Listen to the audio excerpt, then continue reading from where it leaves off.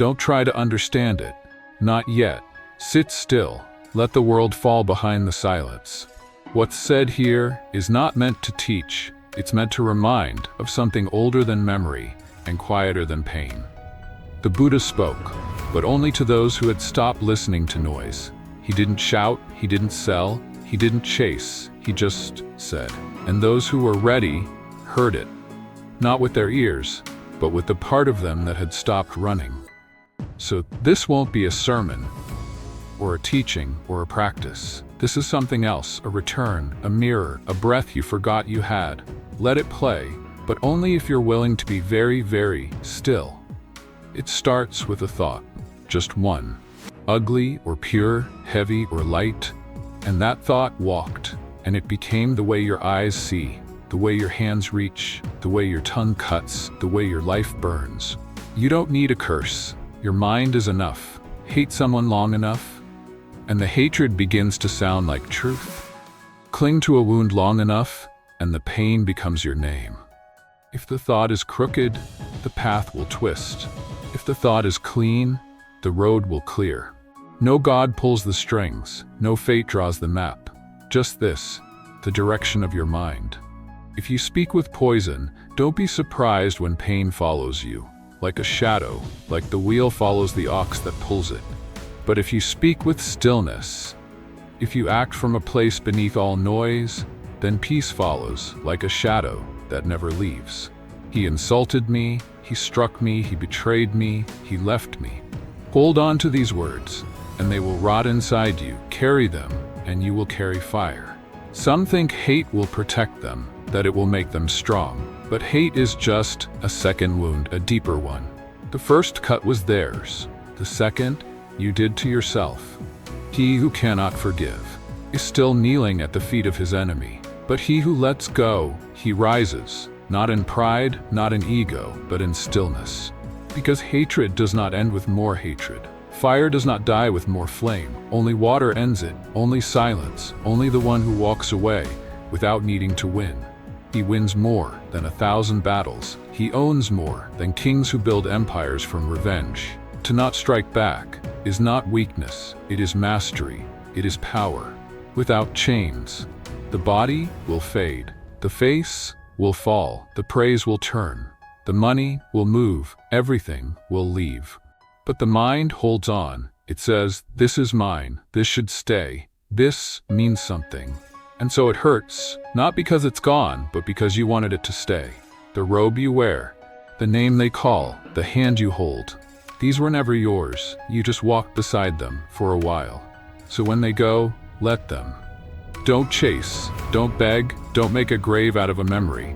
Stand still and see what's left. When everything else is gone, what stays? Not the clothes, not the past, not even the voice in your head. Just this, the watcher. The breath, the knowing. And if you can stay there, not holding, not needing, just seeing, then nothing is ever lost because nothing was ever yours. Look at this body, a sack of bone and breath, wrapped in skin, painted with names, fed by habit, sold to desire. But underneath, it's just meat. It breaks, it rots, it forgets your dreams, and it never asks permission. One day, it will fall, like a leaf, like dust off a blade, like a flame when the wind turns, and when it does, the world won't pause, the crowds won't mourn, the sky won't bend. So ask yourself, is this breath your last? What if it is? Would you still be angry? Would you still need to be right? Would you still cling to the one who left? Would you still be afraid? Because death is not sudden, it's always been here. Sitting in the room, watching you forget, waiting for you to notice. That time doesn't knock, it takes. So live now, like someone who's running out. Not with panic, but with presence, with silence, with nothing in your hands but the moment. You know a lot, you say a lot, you quote scriptures, you break down sutras, you remember every word except the silence behind them. But wisdom doesn't make noise, and truth isn't impressed by memory.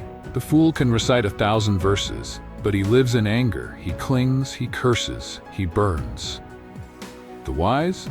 He might not speak at all, but he walks without chains, not because he knows, but because he sees.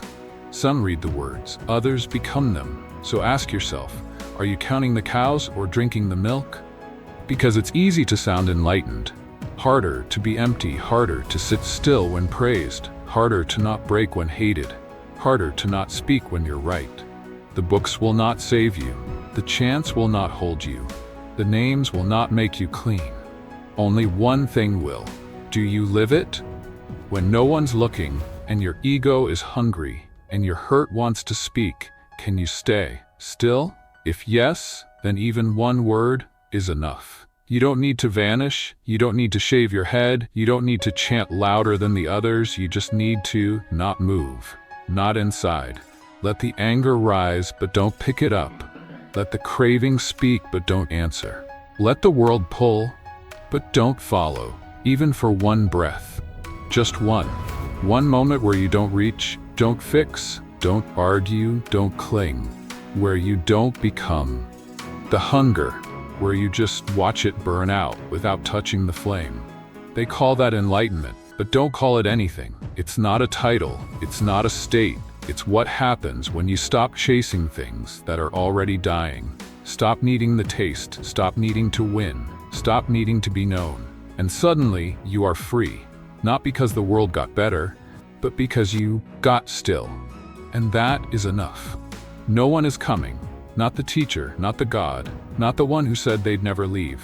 If you fall alone. If you rise because you stood. Even the Buddha did not carry others. He pointed, but the step is yours. The wound, yours. The blade in your hand, also yours. So stop looking up. Stop waiting for a voice in the clouds. Stop begging someone to save you from yourself, because this path has no escort. The gate is open, but no one pushes you through. You either walk or you don't. There is no middle. You either drop what's heavy or you keep dragging it through life, and every step is yours. Every scar, every silence, every moment where you decide to keep going or to sleep again. The Buddha can speak, the world can burn, but unless you get up and step through the fire, nothing changes. So ask, do you want out? Or do you just want to be carried? Because there is no rescue, only return. And the map is under your feet. You don't have to win to be right. You don't have to raise your voice. You don't have to explain it again. You don't have to show the receipts to someone who isn't listening. The wise walk away from battles they already won inside. They don't swing back because they see the game. They don't scream truth. To people who are still addicted to their lies, a sharp mind doesn't need a loud mouth. A steady soul doesn't need to prove strength. So next time they bait you with ego, with pride, with the hunger to be seen, let it pass. Don't step into their stage. Don't wrestle in the mud when you've already climbed out. Sometimes the highest form of clarity is to stay silent and keep walking. No name, no face, no need to be remembered. That's real freedom. Not to be invisible, but to not need to be seen. Walk like the wind. No shape, no trace, no weight. Let others build thrones. Let others chase gold. Let others carve their names into stone. You carve nothing and lose nothing, because the moment you stop grasping, you start floating. When you no longer chase form, you become space. When you let go of "this is me," you start to see, and what's left is not less, it's more. More still, more whole, more true than anything you could hold. The body fades, the voice fades, the idea of you fades, and what's underneath still remains. So leave no mark, leave no noise, leave only the stillness you found. Nothing left to say, no more truths to carve, no more lessons to memorize, just a silence that stayed. You walked through noise and came out empty. Not lost, not broken, just clear. You saw that the fire never stopped burning, but you no longer needed to dance in it. You saw that the world never stops pulling, but you no longer move. So now you don't preach, you don't persuade, you don't announce your peace, you just keep walking. And those who are ready will notice the stillness you carry, not because you showed them, but because they finally stopped running. And when they do, they'll find what you found. Not in a place, not in a book, but in the space between thoughts, in the breath that didn't chase, in the step that didn't echo, in the way you left without needing to arrive.